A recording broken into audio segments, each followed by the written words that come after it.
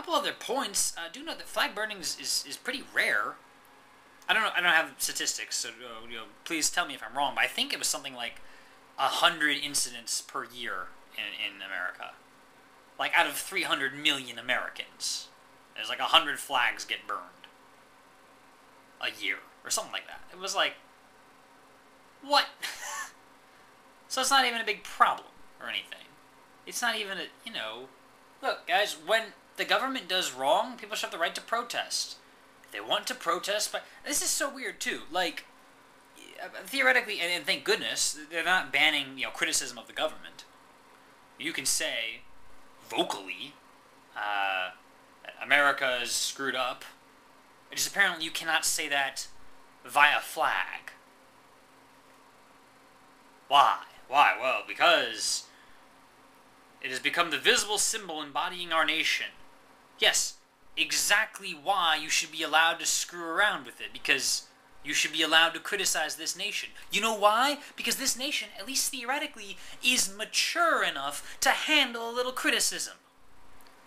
To say, okay, whatever percentage of people, probably a very small percentage of people, that are burning flags, I'm mature enough to let you do that.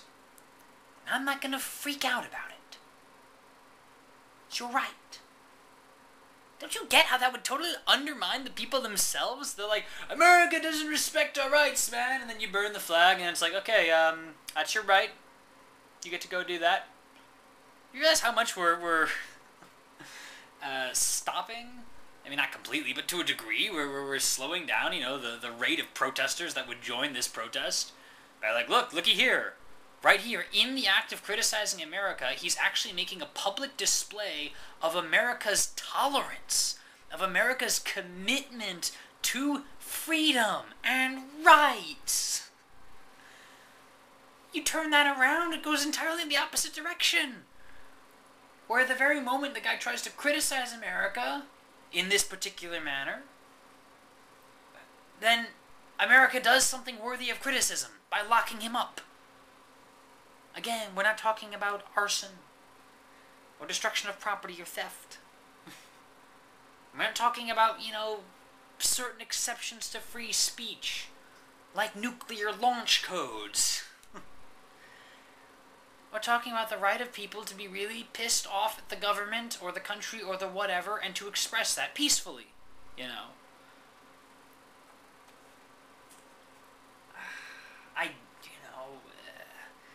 Is it possible for free speech to be bent around in other ways? Perhaps if you burned 100,000 flags every day in front of, a house of a veteran, does that, eventually constitute harassment or something? Like, oh, maybe.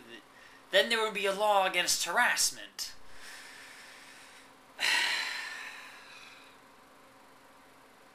It's the flag, guys.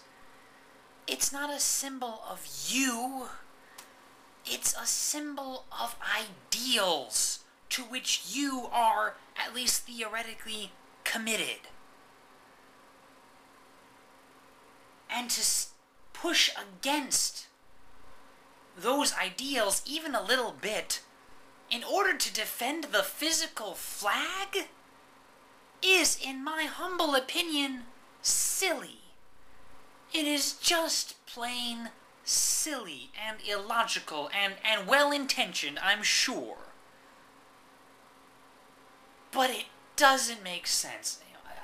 Again, guys,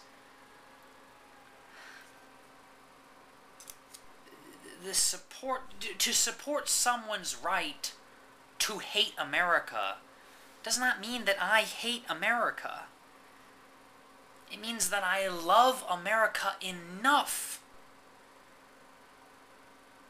that I'm willing to stand by her foundational ideals, even to the extent that it makes me uncomfortable.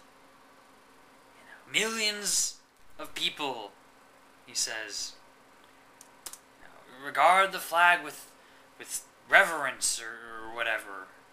Well, I'm sure they do.